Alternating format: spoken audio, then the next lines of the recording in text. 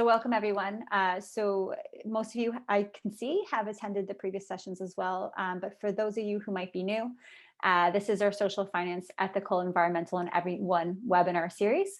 And we bring people from around the world. So this series has been focused on US and Europe to speak about impact investing in social finance. Specifically in innovations with different models for purpose and projects at the forefront of social and environmental change, primarily in agriculture, for fields and best practices of the future of food, people, and the planet. Today, we're going to welcome Iroquois Valley Farmland REIT. We have David E. Miller, as well as John Steve I can't remember his last name, Benaki, joining us, and he'll be joining momentarily to speak about their fund. So Iroquois Valley REIT is an organic farmland finance company that provides farmer-friendly leases and mortgages to the next generation of organic farmers. Since their founding in 2007, they have directed $50 million in investments in organic agriculture. After that, we'll have KOIS. We have Serena and Roman, who will be speaking about how KOIS uses innovative finance, fund management, and impact investing to scale projects with high societal and environmental impact. They even support the Crop Trust, an international nonprofit organization working to preserve global crop diversity. Before we get started, I'll just take a moment to do our land acknowledgement. So I'll begin this event by acknowledging that we're meeting on Aboriginal land that has been inhabited by Indigenous people from the beginning. As settlers, we're grateful for the opportunity to meet here, and we thank all the generations of people who have taken care of this land for thousands of years. Long before today, as we gather here, there have been Aboriginal peoples who have been stewards of this place. In particular, I acknowledge the traditional territory of the Attawandan, Anishinaabe, and Haudenosaunee people. This territory is covered by the Upper Canada Treaties, as I'm located in Windsor, Essex County. We recognize and deeply appreciate their historic connection to this place. We also recognize the contributions of the Métis, Inuit, and other Indigenous people have made both in shaping and strengthening this community in particular, and our province and country as a whole. We would also acknowledge that as we function virtually, especially this year, we are relying on resources drawn from native and formerly native land to run our computers, lights, heat, and virtual connections we've come to depend on. As settlers, this recognition of contributions and historic importance of Indigenous people must also be clearly and overtly connected to our collective commitment to make the promise of and the challenge of truth and reconciliation real in our communities, and in particular, to bring justice for murdered and missing Indigenous women and girls across the country. David, before I let you take the floor, I'll just give you a little bit of background on David and why we're so excited and happy that he's here today.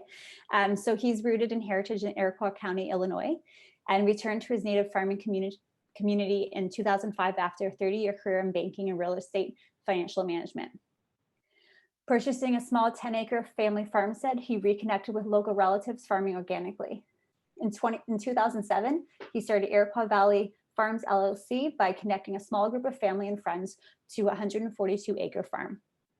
And prior to seeding Sustainable Farmland Ventures, David held executive positions at the Bank of America, Santa Fe Southern Pacific, and First Chicago Corporation. His extensive experience in structuring alternative real estate investments led to the formation of Iroquois Valley, the first private company in the United States to integrate farmland and organic food production, utilizing mostly mid-scale family farmers. Thank you, David, for attending today. And over to you. My pleasure. I'm sorry I don't have a PowerPoint, so I'm going to just speak from memory. 15 years of working to build our company, and I'll have to say that we are a company first and foremost. We're an operating company, and that was purposeful. We didn't want to be a fund. Funds aren't long enough in term. You know, the farmers that we deal with, first of all, they're almost all family farmers, and it's really a generational type focus that we've always had. So we didn't feel we could do that through a fund, but we could do it through a company. So we're predominantly an organic farmland finance company. And when we started raising capital, I'll just give a little background here because I think it's important. for all the entrepreneurs out there thinking about doing this. We didn't want to have, we didn't want to talk about the exit of the fund and how that was going to work right at the beginning when we're developing relationships with the farmers who want to have the land for the rest of their life and then pass it on to their relatives, their children, et cetera. So we wanted to build an entity with capital that could match that focus. And really, over the years, we've raised capital mostly from individuals, but also now increasingly through foundations, family offices, charitable trusts, a few funds, not too many.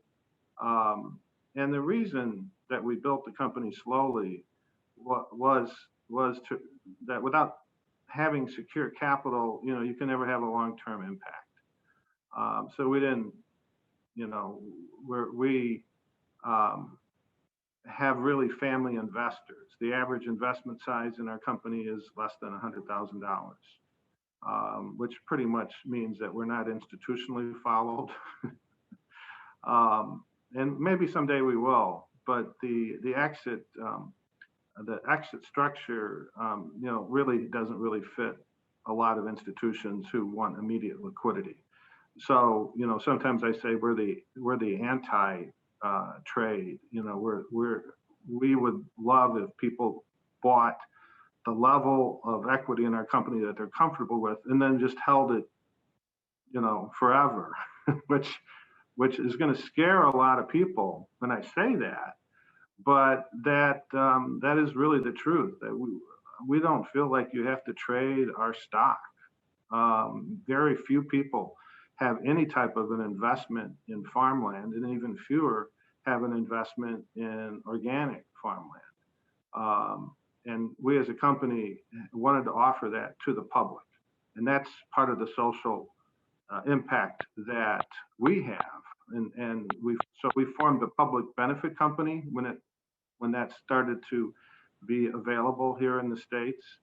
And our stated public benefit is healthy soils, clean water, nutritious food, et cetera.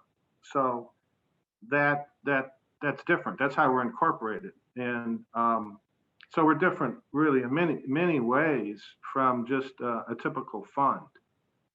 We've never viewed it that way. And we have an amazingly diverse and passionate capital base. So we have Canadian investors too. In fact, we're now registered in Canada, and we haven't really started marketing a whole lot. But we would love to have Canadian investors too. We don't own any land in Canada, and I guess we never felt like we had enough of a legal budget to try to figure that one out. But maybe we will someday. So you never know where something like this might lead to. But we certainly, I hear all Canadian farmland is much more expensive than anything in the United States. We're value people, I suppose, in it for the long term. But we are now registered in Canada, so we can accept equity investments. We offer notes as well. So our capital base for this company is public equity, not publicly traded. Okay, so that I can have another conversation about maybe under the questions and answers. But the redemption program is far from a day trade type exit. But I mentioned we often issue notes. Originally, we were just bank financed. And that was our only source of capital, and then on the debt side. And then we started issuing unsecured notes of pretty much a 5-year term. The current note pays 2.25%, pays interest semi-annually. And those notes are very popular, and it allowed us to diversify our debt capital, which is important because anything that we view as a long-term risk, we want to mitigate. So we mitigated just being tied to the bank by issuing these, they're called soil restoration notes. I think we have, maybe 125 investors in these notes now. So, it's worked for us. They're not amortizing like the bank loans are. So that's cool, because our farmers, for the most part, aren't making amortization payments to us, which philosophically is different. So we don't think like bankers. I am a former banker, but I've tried to get that thinking out of my head. And so we look at amortization as if the farmers are regenerating the soil and building more capital in the soil, then why would we ask for them to return financial capital back to us? That makes no sense over the long term. Now you have to run your company, though, so that you can live without that principal being returned to you on a regular basis, and we do. So therefore, we keep a conservative balance sheet. I'm originally a finance person. I'm not a great farmer, but so we have to maintain a solid balance sheet and diversify everything. So we diversify the farmers, we diversify the investors, the debt holders, we diversify the locations, where we're in 14 or 15 states now. And I've lost track of the number of counties we're in, but weather is a huge factor with regard to farming. So we try to be thoughtful about this so that we could live indefinitely and hold the land indefinitely for the farmers. So leasing is what was our original product, and we still are mostly a leasing company. And we renew the leases. So, and we do sell back to the farmers. So when the farmers want to buy some of the land that they've leased from us, we've always sold that part back to them. We don't have a lot of farmers asking to buy the land back, because usually they've got something else that they want to purchase. But it's very, I should say, comforting and secure to know that they don't have to buy the land back from us, that we'll continue to hold it and allow them to continue to farm it. And we try to work very hard to retain organic acres. This is not an easy business. Certainly, it's not easy for the farmers. It's not easy for our company. So we definitely have to work together, and we work very hard when an organic farmer is struggling and at risk of losing their organic certification for different reasons. We're also a B corporation, and that's, I think, worldwide. So probably you're familiar with that, but that's, that is another commitment that the board made with regard to social fairness and equity. We have a diverse board, and at different times we've had more women than men on the board, and we have minority representation on the board. And we have 9 board members that are my boss. I'm one of them. The other co-founder is a medical doctor, Dr. Brevard. We went to high school together, so we've been around for a while. That was 1971 when we graduated. So we've learned a few things over the years, and we both attended Loyola University in Chicago and learned a lot about social justice. So we care deeply about the public health. We think that there's very few ways that we think farmers are key, right? The agriculture is key to the public health. So we have to encourage that the healthy side of agriculture, and that's why we focused on organic when we started the company. We didn't know that we could be so exclusive and non-compromising about it. But on the other hand, we didn't want to be just wandering around out there in the world of mission drift. So we really have stayed true to that requirement that farmers do need to transition the farmland if we're buying it for them. That's a requirement. It's not just a wish. It's built into the lease agreement.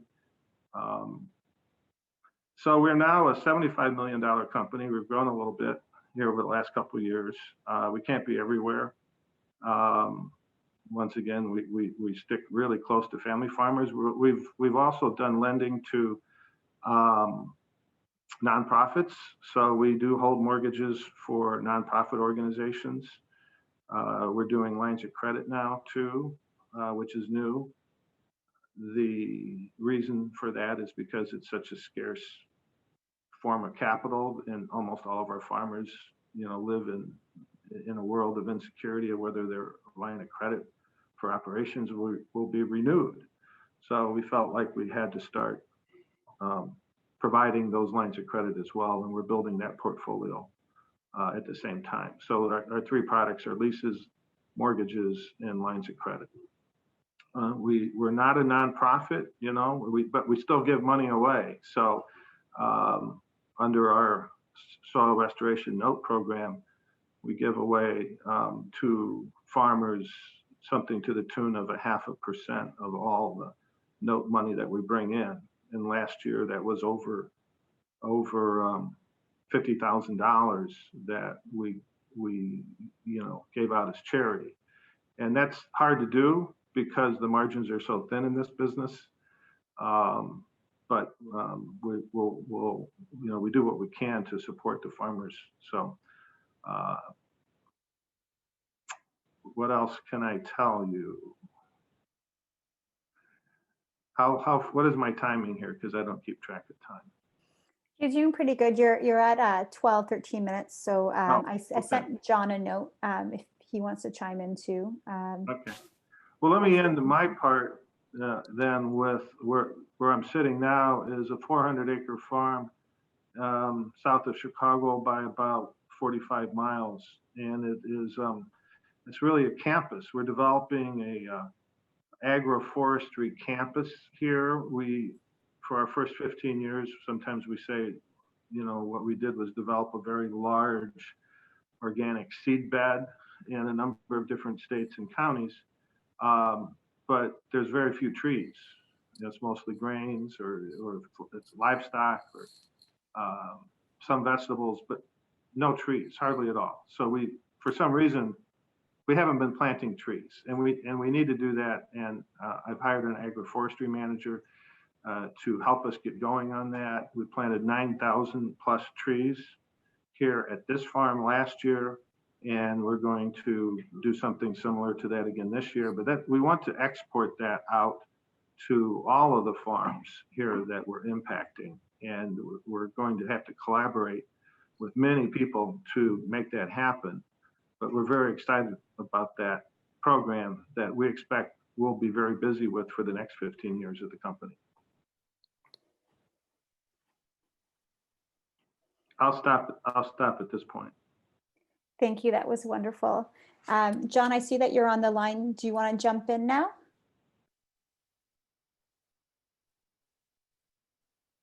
He seems like he's unmuted as well.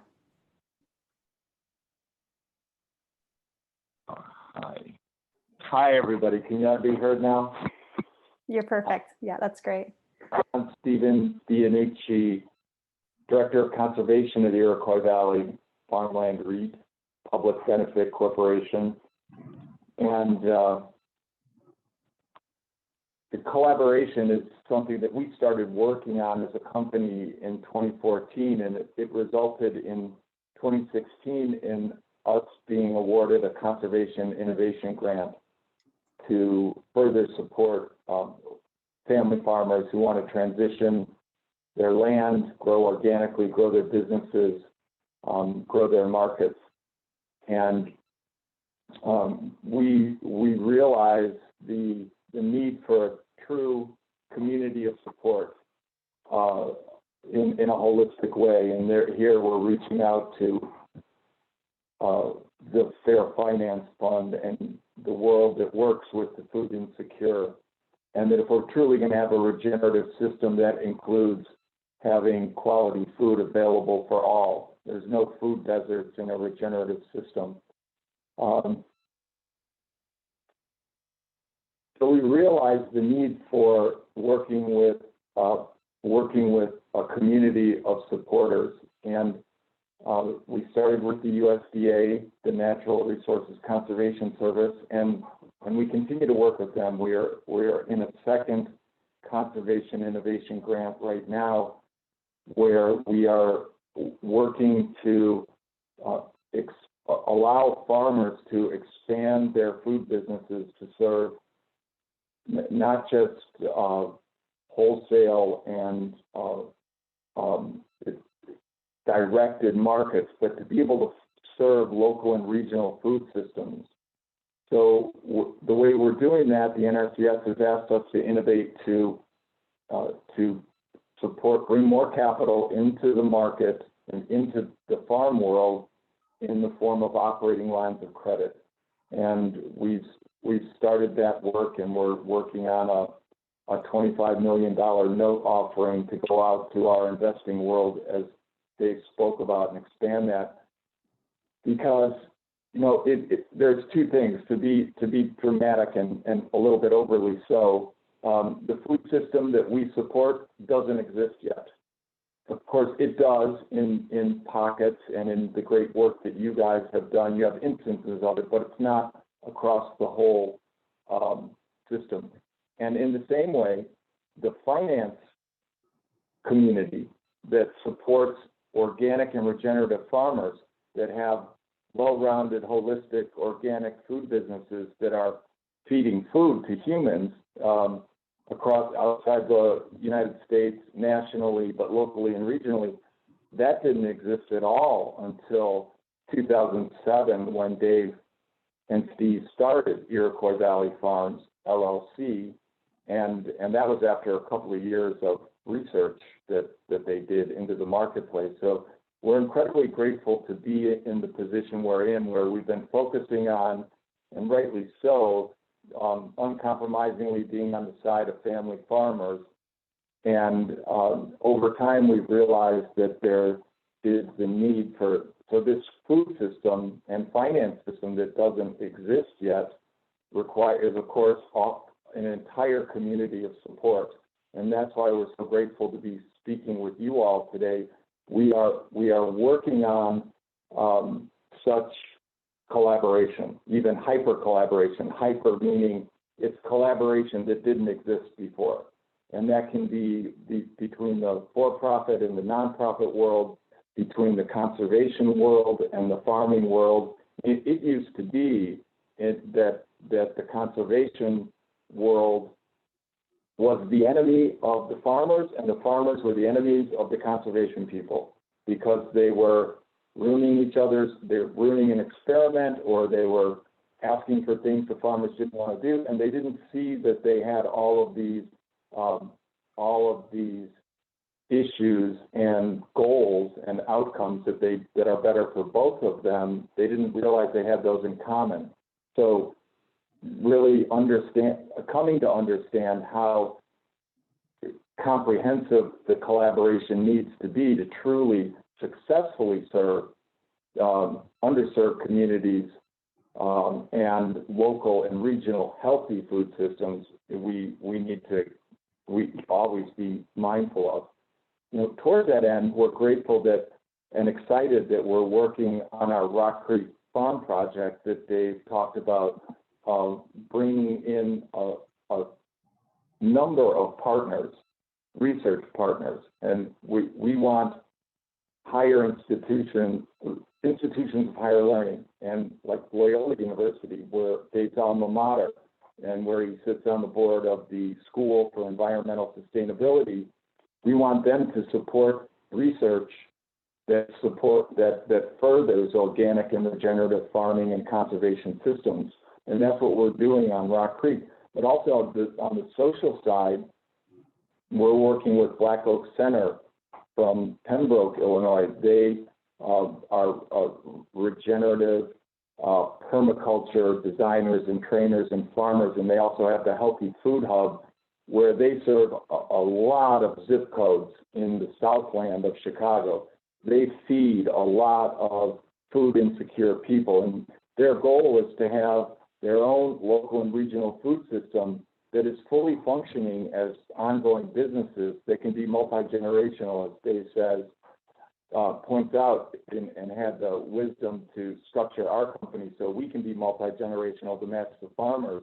we want the food system that supplies the currently food insecure to be their own food system. And that means they need the mentorship, the training, and the finance expertise and the initial funding. And as Dave says, talked about innovating kinds of funding vehicles. You have to be innovative to support that and make that happen. So we want the Healthy Food Hub that Black Oak Center has started and runs to be a fully functioning local food system that can secure and maintain and grow and regenerate its own finance. So we're proud to be working with them on just that, making the Healthy Food Hub that serves the Southland of Chicago its own functioning, I mean fully functioning as a business, as an ecosystem of businesses that can grow and continue to serve the food insecure. I'm focusing on the social and community side. The conservation side is a big part of our business. That's why this SIG grant exists in our hands, is to increase the amount of capital so that for farmers in the form of operating lines of credit, they can't expand their businesses if they don't have the proper kind of lines of credit and that's supportive. And if they can't grow their businesses, they cannot expand their conservation practices on the ground. So to truly have an impact on the ecology, on biodiversity, to support climate mitigation, farmers need to be able to be conservationists as well, or be able to support that on their farms. And so that's a very important part of our initiatives as well. And in our grant projects, we're involved in a number of grant projects along with the Conservation Innovation Grant. There's a terrific grant project, and we're part of the first. John, you have about a minute or two left. Pardon me? You have about a few minutes left, a minute or two left. Okay, thank you. You're welcome. There's just jot these down, and we're happy to talk to you more about them later. There's the Regional Conservation Partnership Program is a new umbrella structure through which the NRCS is now funneling all its farmer support. We're part of an $8.1 million Regional Conservation Partnership Program grant that was awarded to the Conservation Fund. And so we are partnered with conservation entities, nonprofits and foundations, and land trusts. And so we're truly in partnership with the conservation world, and that's very important. We're also involved in taking advantage of existing organizations. And I'll go back to Rock Creek here. We're working on relationship building in Will County, a peri-urban area, and we're working with the Will County Farm Bureau. The Farm Bureau system started in 1913, and we want to form alliances and links, and we are. I have a meeting with Will County Farm Bureau at 3 o'clock today. We want to work with these existing entities that aren't currently aligned and working together. So like a wonderful, so we're working with the Farm Bureau. We're working with the Soil and Water Conservation Districts, which is a nationwide structure of entities that are entity of structures that started in 1946, but they haven't been working together, and certainly not with organic family farmers and the community that you work with, the foundations and other local and regional institutions and organizations, NGOs that are supporting the building of a truly secure food system for all. Awesome. Thank you, John. And thank you, David. Really interesting. I have 4 questions that I'll leave for the Q&A period about what you guys are doing. I think what's really interesting is the timing of when you started the company as well, being that it was 2007. And I wonder how that played a role in the startup process for you guys, but we'll talk about that later. Next, we'll welcome Serena and Roman to present for KOIS. Serena is an expert in blended finance, impact investing, and inclusive business models across agriculture, health, and energy. She brings over 15 years of strategy consulting experience, previously with McKinsey & Company and Delberg Advisors. She has experience in structuring innovative financing mechanisms such as blended funds and impact bonds, launching the first humanitarian impact bond with the International Committee of the Red Cross. She has also designed and launched the Convergence platform and acted as the interim director of the investment network during the first year of its launch. Thank you, Serena, for being here today. And I'll just quickly welcome your partner as well. So Roman has over 6 years of experience in financial modeling, structuring of various financial instruments, as well as advisory and operations and strategic investment decisions.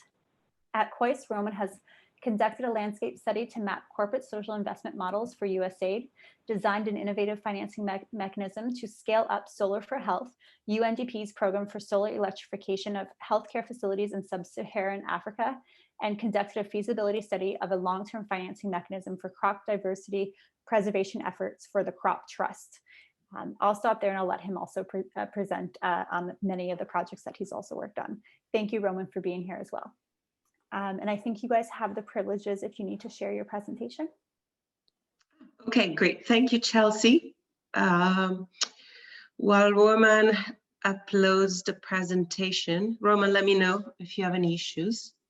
Maybe I'll just start very quickly presenting KOIS and then trying to translate all of these terms, blended funds and impact investing, and connecting the dots with also some of the stuff that Dave and John talked about what this really means when concretely in the work that we do.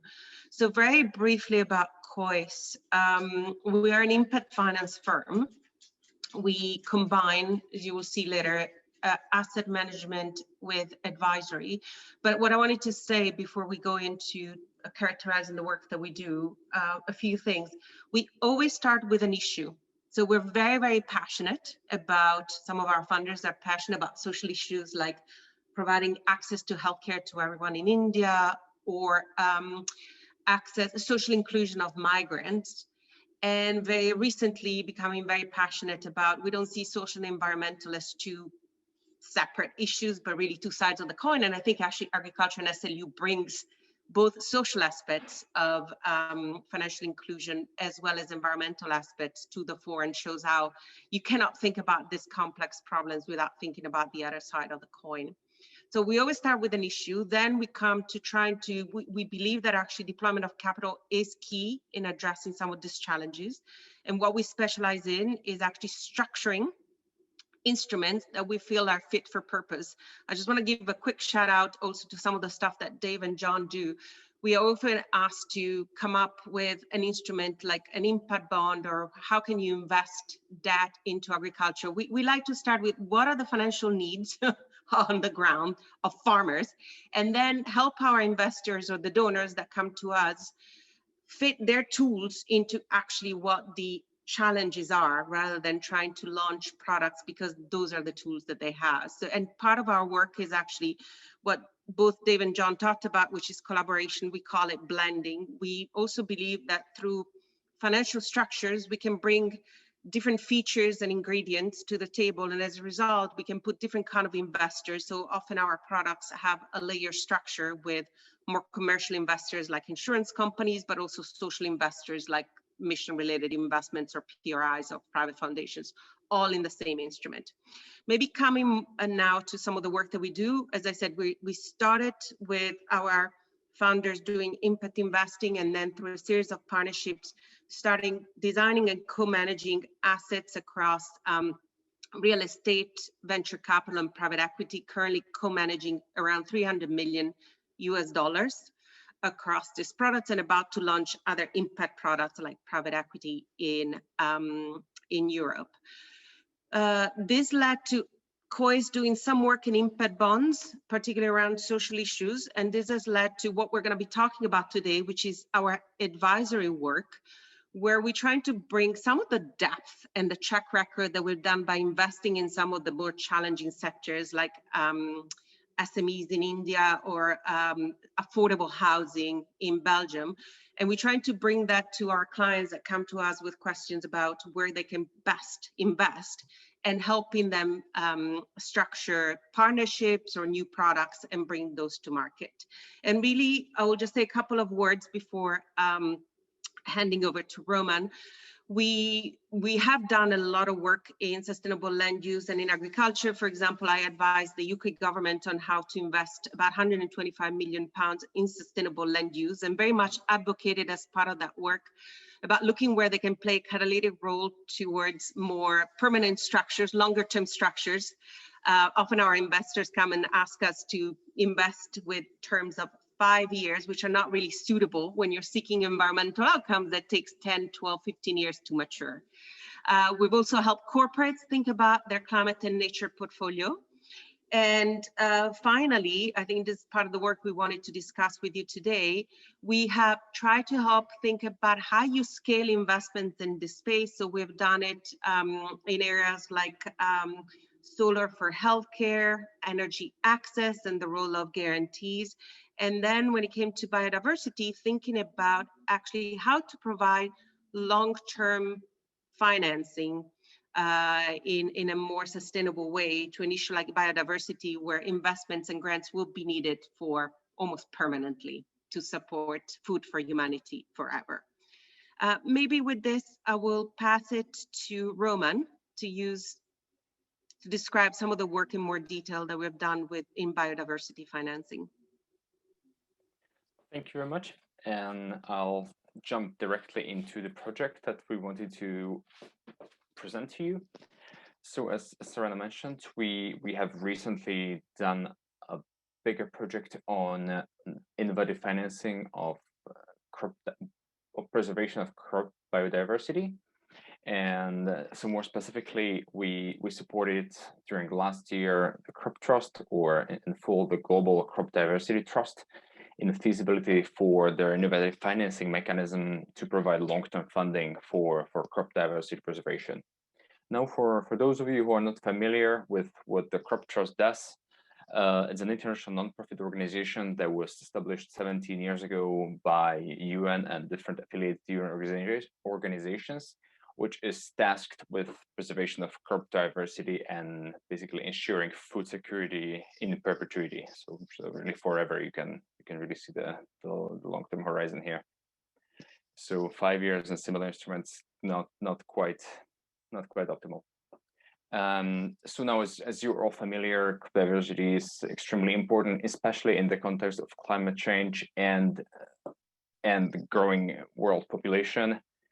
And so the current crisis, whether it's climate, but also COVID crisis, given that this is something that mobilizes a lot of resources that could otherwise be invested in food security, just emphasize how important this topic is and how overlooked it often gets. Now, obviously, knowing that climate change will have long-term consequences on a lot of parts of the world that are already exposed to a high food security stress, this kind of effort is more important than ever before, and safeguarding crop diversity is really expected to play a very, very important role in the near future. As you're probably familiar, there's a lot of food diversity or crop diversity loss that's already happened.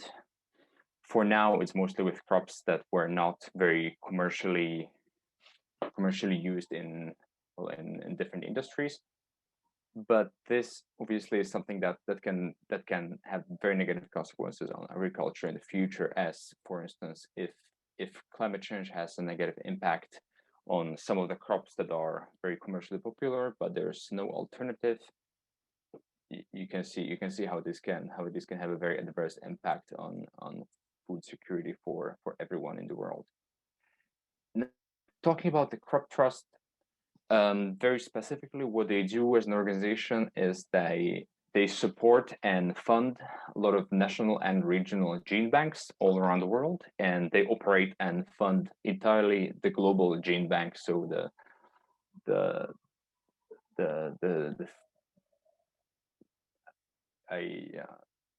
I'm not sure about the exact name, but it's a big seed vault in Norway, where basically all the seeds, or almost all the seeds in the future, will be stored for whenever it's needed in the future. And as such, you can already see that there are no commercial revenues or incomes for an organization, but there's quite a lot of operating expenses. So more specifically, they need $15 to $20 million a year just to basically maintain the operations, or to make sure that all the gene banks are operated with at a sufficient quality. And this leads to the main challenge that we are trying to address or that the Crop Trust is trying to currently address. And there was the main objective of the study. So historically, the Crop Trust was funded by conventional unrestricted grants from various donors. And this worked quite well at the beginning, because especially when it was established, this created a big splash, and it was a very interesting initiative for a lot of donors who are quite excited to put a lot of grants into it. However, we see that whenever there are new priorities that arise, such as COVID nowadays, or simply when something becomes just too standard, and donors feel like there's no need to put more money into it, this becomes quite a problem. And for an organization such as Crop Trust, this can really actually affect all the operations very much and very quickly. So we've seen three main challenges. So as I was already mentioning, the predictability of donor funds is quite tricky, because typically there's more excitement about this kind of initiatives when they are created, but less so as time goes by. Another thing is that donors often have political funding cycles, so linked to the political budget commitments, so 3 to 5 years, but typically cannot commit to fund something over a much longer horizon, which is exactly what we're looking for here. Another thing, which is also linked to grants and to this traditional funding, is that quite often donors provide earmarked funding, which on one hand is a good thing, because it's the way for donors to make sure that their money are used in a way that's in line with their objectives. On the other hand, when all or a lot of funding is earmarked, this means that organization who receives this has much less flexibility in the use, and quite often it can actually lead to the organization not being able to do what they actually need to do with the money. And the last thing is what I already mentioned, so that there's just no cash flows from the main activity. Just for your information, so these gene banks that are run by Crop Trust provide seeds whenever necessary for free. So there's really just no commercial incomes. Also, if the seeds are necessary for any kind of research, this is all free of charge for whoever needs it, whether it's a country or a research institution. So these are three big challenges that they're trying to overcome, and they're doing so. And maybe one thing to mention here, that this set of challenges is quite similar for other initiatives or business models that lack any kind of commercial revenues. So anything that's really connected to conservation and efforts that are just like very hard to commercialize might benefit from these kind of findings. Now, the way how the Crop Trust is trying to address the issue, and how they're trying to basically ensure they have enough funding for, well, in perpetuity, is by following what you in North America might be more familiar with, the standard endowment model. So basically what universities in the States do quite often. So just bulk up a lot of investments, which are then invested at the rate that's sustainable over a long run, where the capital is untouched, and the investment returns are supposed to cover the main operating or the operating expenses. So this is the model that the Crop Trust is trying to follow now. But again, as I was mentioning, given they need approximately 20 million a year, you can imagine that the investment amount or the asset size is quite significant. So roughly, we're estimating roughly 800 million, which needs to be invested into a market portfolio, which again needs to be quite safe and not too risky in order to make sure that the capital is not lost over the long term. So for this very purpose, the Crop Trust is proposing a blended finance structure that they call food security bond to raise exactly that capital base that can be invested. And what they did already is that they invested part of the donor money they obtained at the beginning, at their inception. So they basically have some track record and show that this can actually work. But again, they still need to ramp it up to reach that the asset size that would actually allow them to be independent. And for this purpose, we were looking at different models of how this can function. Now, there are two slides that have quite a complicated structure in them, so I'll just walk through them very quickly. Don't be too scared. So there are two models that we're looking into. Again, no need to go very much into detail here, but the main idea is that the first model that the Crop Trust was considering is issuing a bond themselves. So a bond that would be publicly traded, and in a way for they would allow them to raise roughly $500 million. But there's a couple of obstacles with this model, which was the initial version, and the main one is that as such, Crop Trust is not seen as a credit-worthy institution because they haven't issued bonds before. They don't have credit ratings. They're not a bank or corporate, and most importantly, they don't have main business revenues from a main business activity. So this is something that many investors would be quite wary of, and or would require a very high rate of return in order to invest into such a structure. So we have established that in order to do this thing, they would need to get quite a lot of donor support on two sides. So on one hand, to have a solid guarantor. So if there's a guarantor, such as a sovereign government or an DFI, development finance institution, or even an international body such as the European Commission or similar, this could be achieved fairly quickly.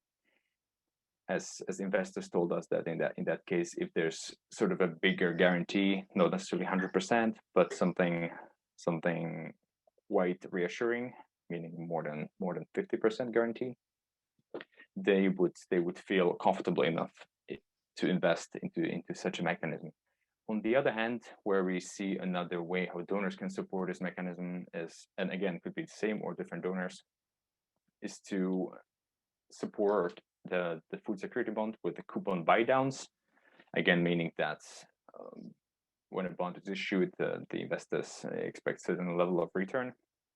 And this return is something obviously that comes on the top of the required minimum return to fund the activities. So if a donor agrees to provide those coupon buy downs, or at least participate to a smaller extent, this can free up some space and basically leave Crop Trust or whoever is the bond issuer with more money for their operations. Now the advantage of this part, so the coupon buy downs, is that this can also work with short-term commitments. So as opposed to a guarantee, where a guarantor needs to commit for the whole duration of the instrument, for coupon buy downs, it's fine to just raise donors who commit to cover the coupons or their parts for, say, 2 or 3 years. So this is something that could actually be quite transferable from the current financing model.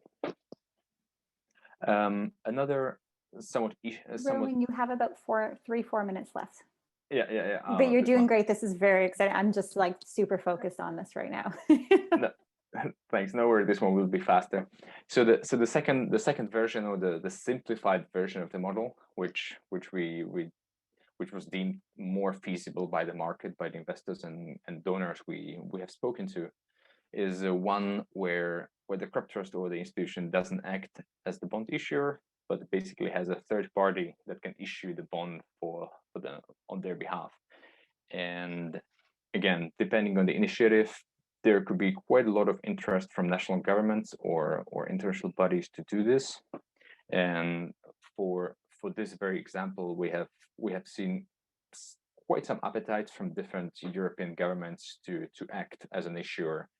So basically to issue a standard sovereign bond with earmarked proceeds that go directly to the endowment fund of the crop trust. Again, this one obviously is much easier because you don't need a guarantor in the structure, and the crop trust or the final beneficiary in this case is not liable for the bond. So while they get the initial capital, they're not the ones who are at risk in case something goes wrong. And at the same time, it is still possible to look for donors on the other side. So the coupon buy downs are still an option in this case. Once again, leaving them with more cash at hand. And very last slide, which I probably don't need to go through, is just a comparison of the two models. Basically just saying what I described, just saying that obviously it's faster and much easier to just go with a sovereign issue structure if that's possible. And it's basically better in almost every way. The only problem is that you need political buy-in to basically do something like this. Again, this was very specific for the crop trust because they needed quite a lot of assets to be raised. As I was mentioning, it's more than 500 million. But we believe then that for smaller institutions or for smaller asset sizes, this could be definitely a feasible option. So if it's in the order of tens of millions, this could probably be done by a single government. And then if this option, so that the sovereign issued bond is not available, then obviously you have to kind of resource to look for guarantors, donors, and more supporters on different sides, which obviously takes more time and more effort, but might actually work for bigger ticket sizes, such as the one we just showed you. And with this note, I think it's over. So thank you very much. And yeah, I'd just like to emphasize once again that while this might seem like it's a very specific thing, we believe that this kind of financing model will be very relevant in the future for models where there are where we can not reasonably expect any future cash flows from the activities. Thank you, Roman. Thank you, Serena. That was fantastic. I think it's a lot of food for thought.